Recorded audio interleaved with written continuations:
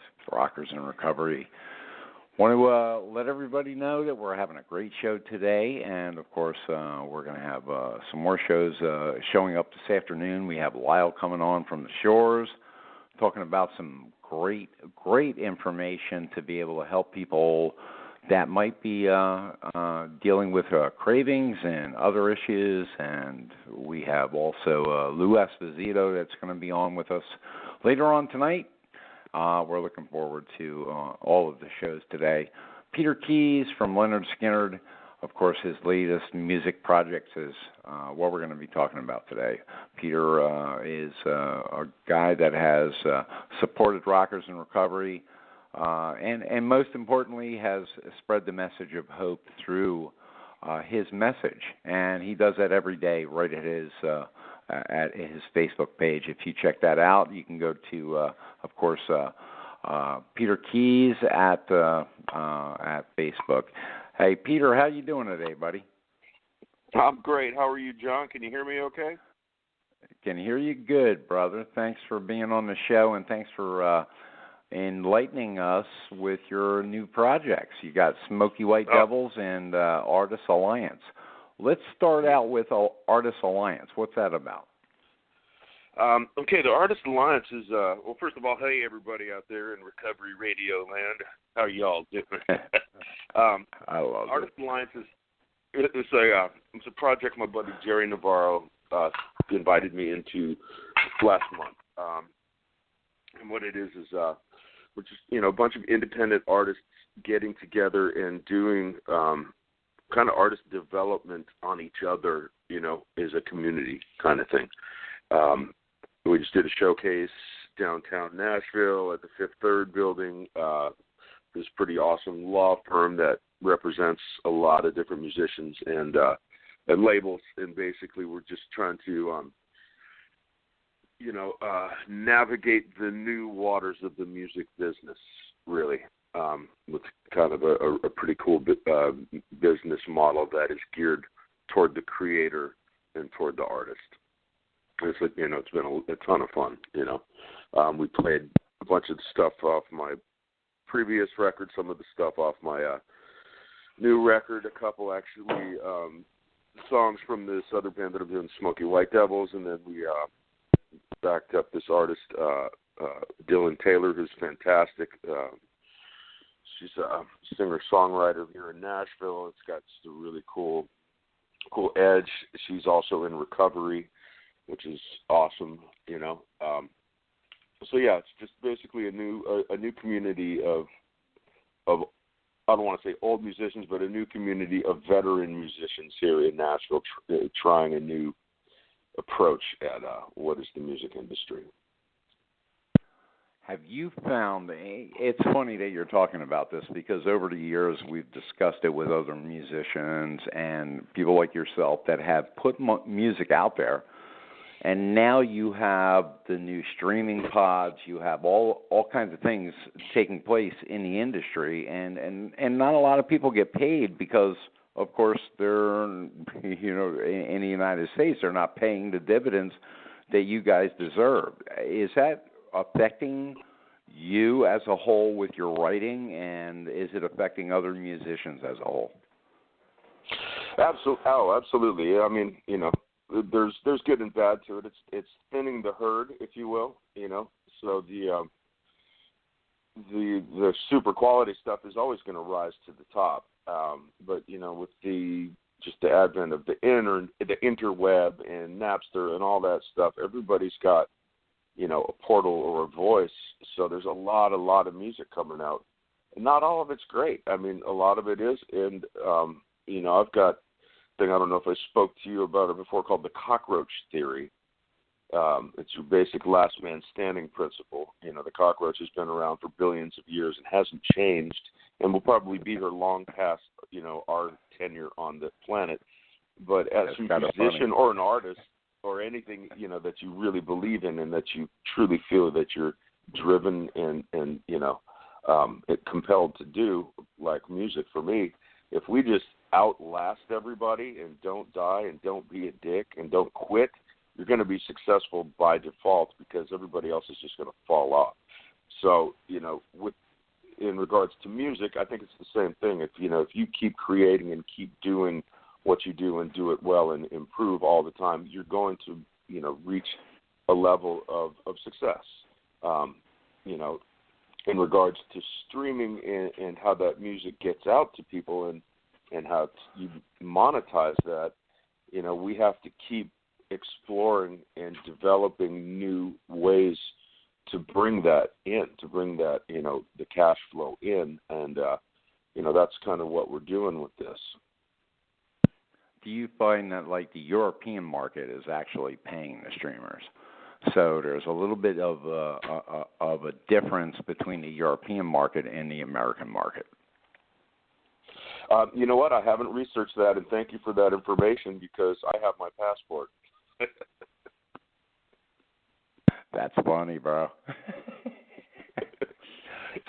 So let me, overall, I mean, listen, the business is a business, but as somebody in recovery that's dealing with all of these issues, I mean, I'm sure there's got to be times that you feel resentful, you feel, a little aggravated. How do you, as somebody in recovery, as a musician, a singer-songwriter, deal with your emotions with the business? Well, it's funny you should ask that. I did a co-write with Dylan Taylor, the artist that we were working with yesterday, and we wrote a song, What If There Was No Music? And we were talking about, what if we just stopped making music because nobody's paying us? What if everybody just quit making music? And we sat there and we talked about what that would be like and what that would feel like and how this world would be without it, So that's, how I dealt with my frustration yesterday on it, is where I wrote a song about it. I mean, if in recovery, what I've been taught is to take action, It's like if I'm not responsible for my disease, but I'm responsible for my recovery, right? That means I have to do something about it. I can't go blaming other people for anything. And it's, and I've just kind of transferred that pearl of wisdom to the rest of my life.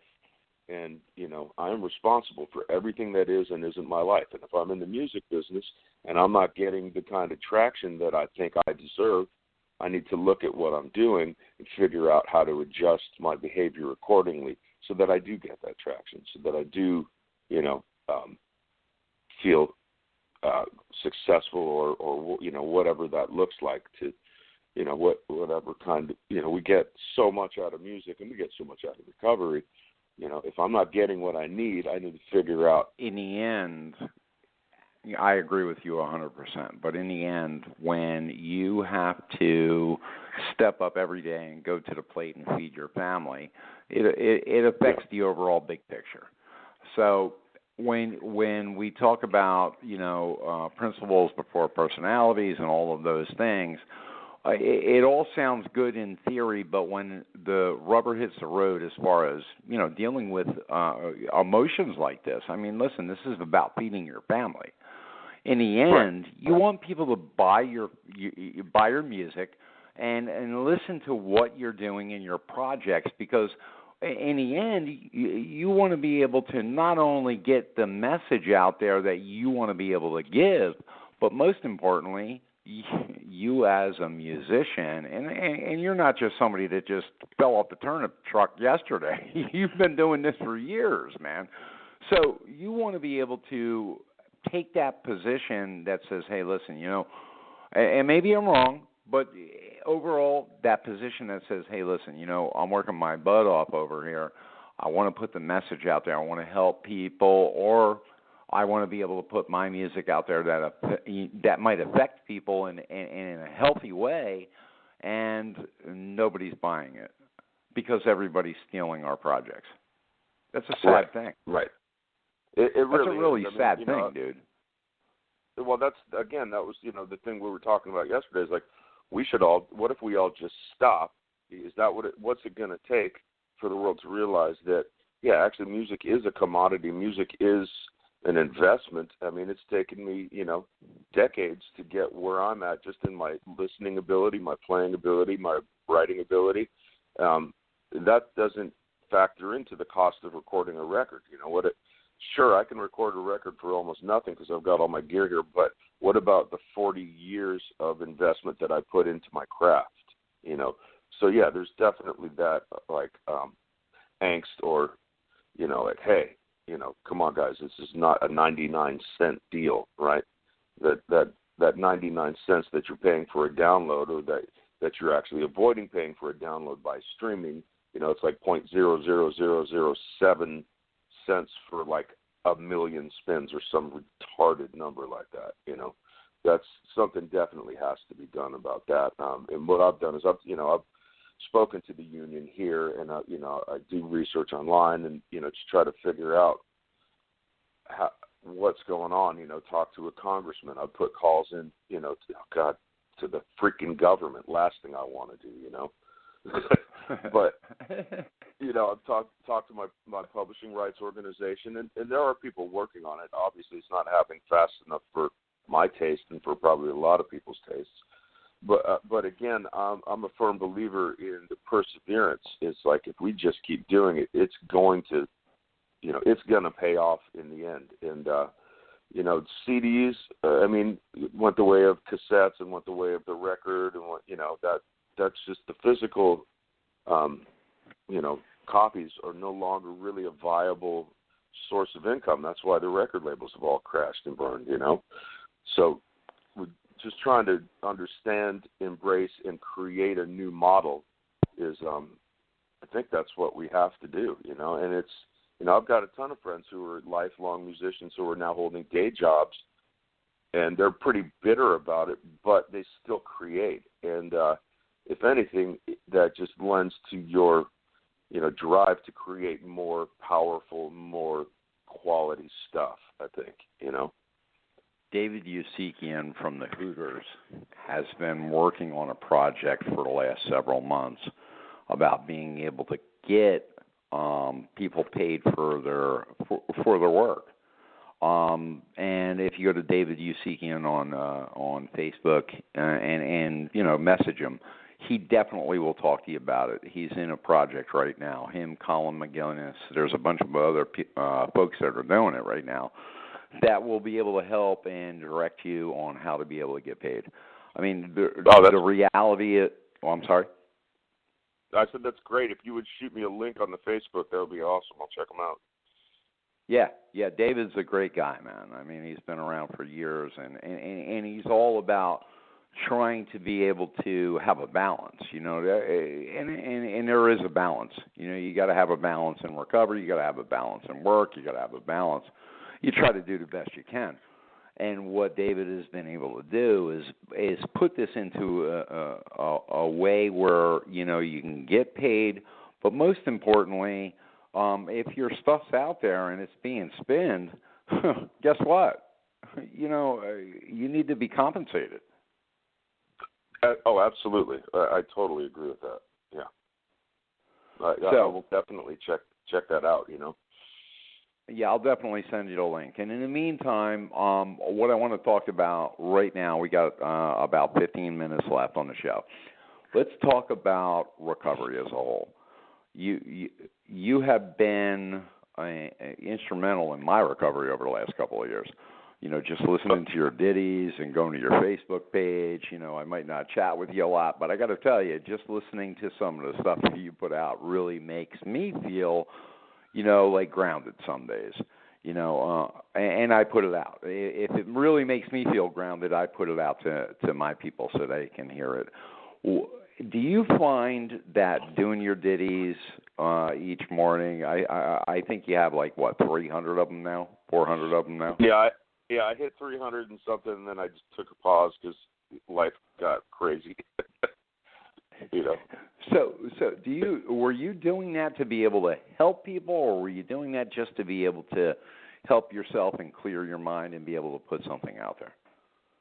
Yeah, it was pretty selfish. It was mostly to help myself, but I also thought that it might help some people. You know, there were many reasons for it. You know, I started it because I was in like a dark place and I was pissed off at stuff, and you know, I know that music is really my safest outlet, right? It's also the thing I'm the most comfortable with. So I just started writing a song a day about the things that were getting under my skin or eating my lunch. And people responded pretty quickly, and I was like, oh wait, this is kind of cool.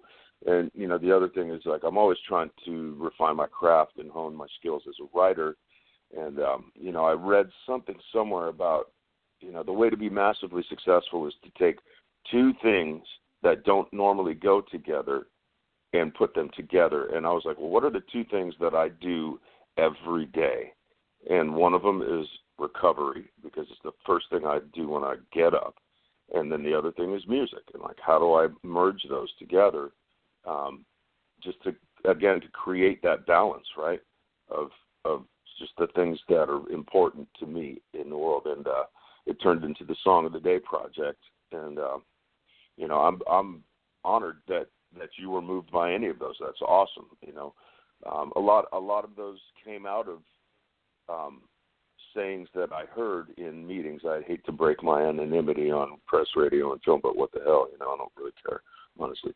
But some of those one-liners and all that stuff really kind of lend themselves to to write a song about. Just like there's so much behind them, and it's cool. I don't know what else to say. It's been a fun. Well, project. it definitely makes an effect on somebody, especially a newcomer.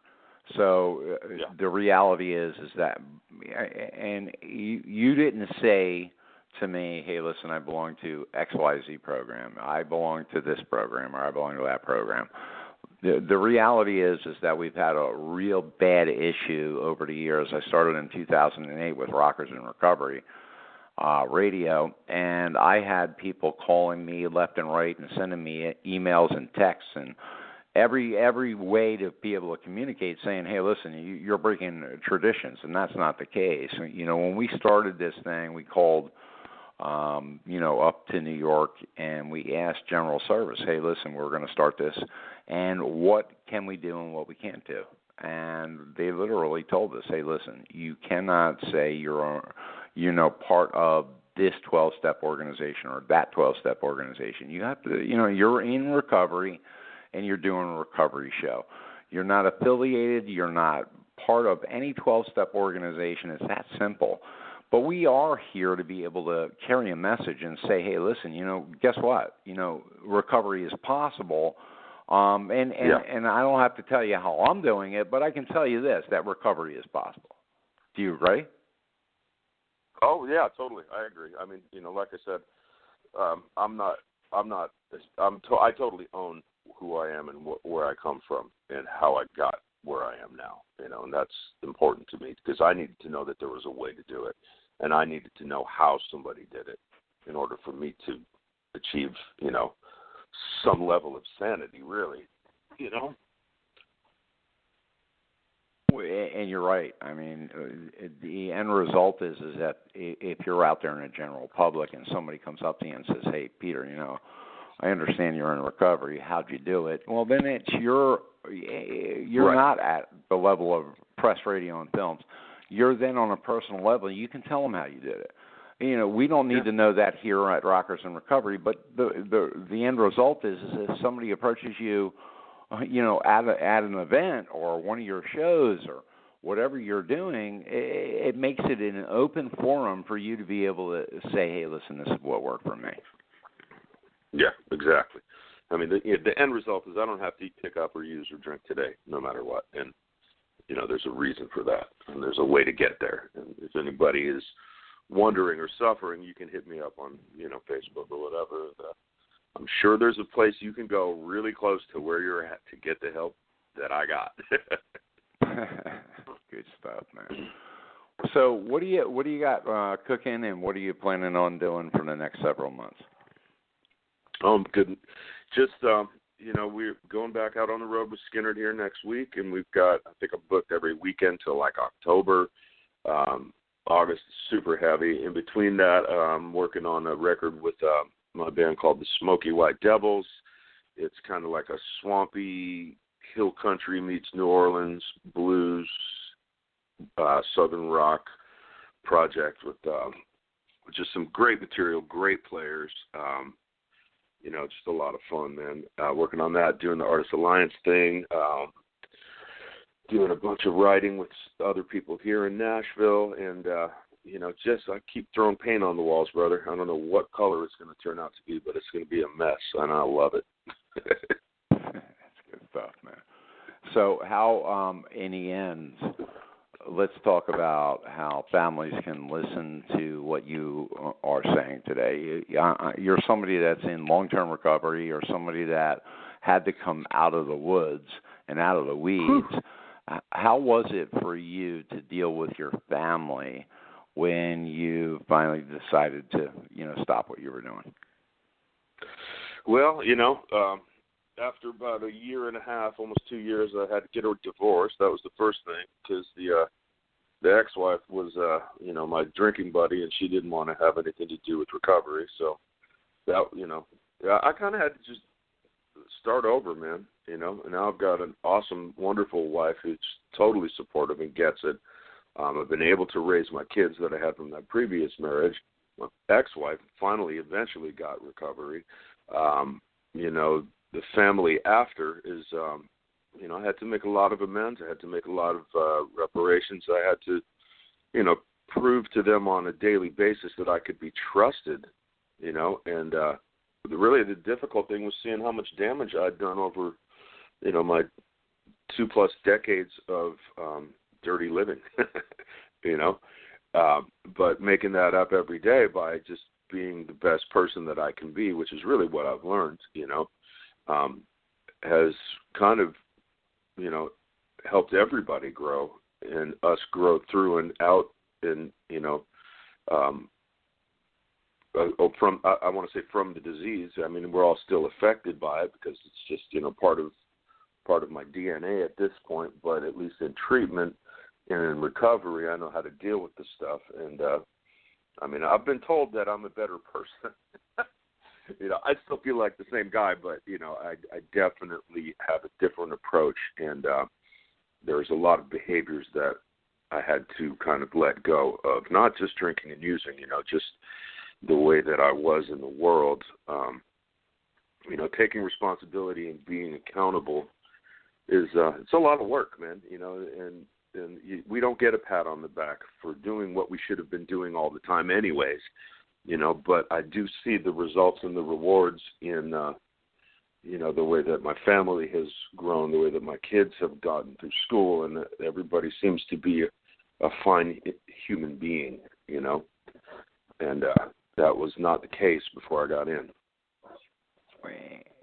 Do you believe, listen, you as somebody that in long-term recovery can say this more so than anybody else, do you believe that if it wasn't for you working some kind of recovery program that they could see in a model of life and, just being a different person in a positive way, help them to change?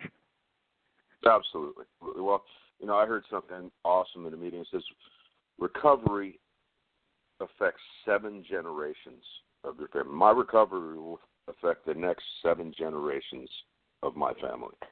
Just what I've learned, passing that on to my kids, and them just absorbing that and seeing the way that I have to live, will translate down to their kids and their kids. I think that's huge. That's generational. That transcends decades. So, in closing, we're down to the last 4 minutes here, but we're speaking with Peter Keys from Lynyrd Skynyrd, and one of the things that I want to be able to do is have folks out there find his stuff, because he really does a lot of work. Peter, where can they find you? They can find me at Facebook at Peter Keys. I'm on Instagram all the time, posting pictures and stupid quotes. Peter Keys on Instagram, Peter Keys at Twitter. Kind of slacked off on my inspirational quotes, so I'm going to try to get back up on that. You can go to peterkeys.com as well. You can also find me at a Lynyrd Skynyrd show. You can hit me up on the message board on Facebook at Lynyrd Skynyrd. What else? I'd give you my phone number, but I already get too many calls. Hey, let me ask you a question. How many people have approached you at like a Lynyrd Skynyrd concert and said, "Hey, listen, I understand you're in recovery," and how's the band feel about that? Oh, there's several. There's actually a sober Skynyrd contingent that I'm in contact with pretty much on at least a weekly basis through social media, and man, the band loves it. They don't have to worry about me not showing up to a gig or passing out on stage or whatever. I mean, do you think that? And I mean, listen, back in the day, the Skynyrd band was one of the major partying bands, and of course, the accident, the plane crash, and all of that. Fast forward, do you think that a lot of the band members now understand and try to show people that, hey, listen, it isn't all about that; it's about the music? Yeah. I mean, it's definitely the most dangerous band in the world, no question. And everybody understands the repercussions of what that lifestyle has done. I mean, the song "That Smell," even Ronnie got it back in the day. I can't speak for anybody else in the band. I can't. But we are all well aware of the pitfalls, and we are super supportive to anyone who's trying to get to better themselves and step away from that, lifestyle, which is, deadly. You're a great guy, Peter.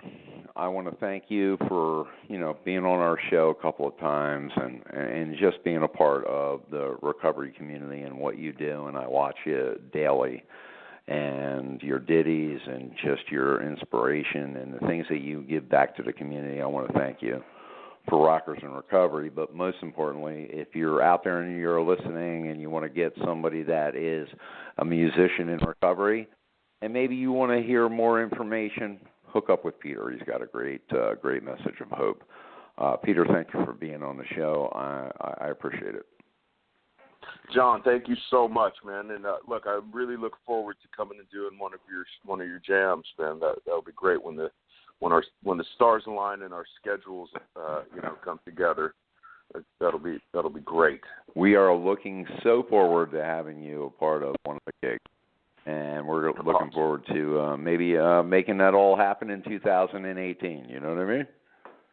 Let's do it. And hey, all you listeners out there is hope, man. If you need help, just reach out. They were there for me. Somebody will be there for you if I can help in any way.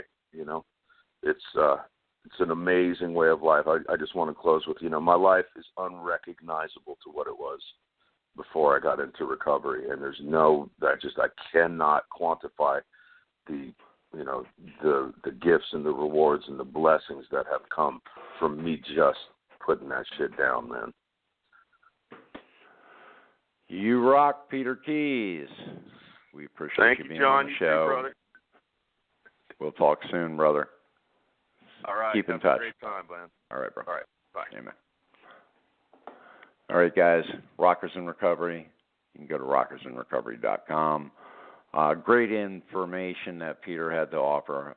We want to extend the information by going to rockersinrecovery.com. You can see Peter's interview. You can also go to, of course, Peter Keys on Facebook. Thank you, everybody, for tuning in and being a part of the show. God bless.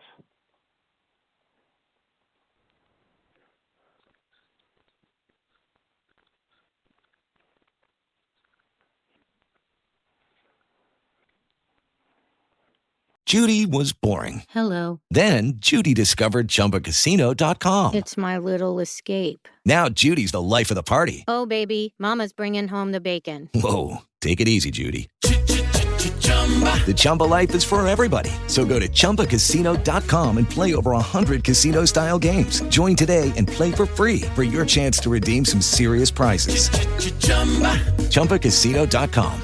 No purchase necessary. Void where prohibited by law. 18+ terms and conditions apply. See website for details. The holidays start here at Baker's with a variety of options to celebrate traditions old and new. Whether you're making a traditional roasted turkey or spicy turkey tacos, your go-to shrimp cocktail, or your first Cajun risotto, Baker's has all the freshest ingredients to embrace your traditions. Baker's, fresh for everyone. We've locked in low prices to help you save big store-wide. Look for the locked in low prices tags and enjoy extra savings throughout the store. Baker's, fresh for everyone.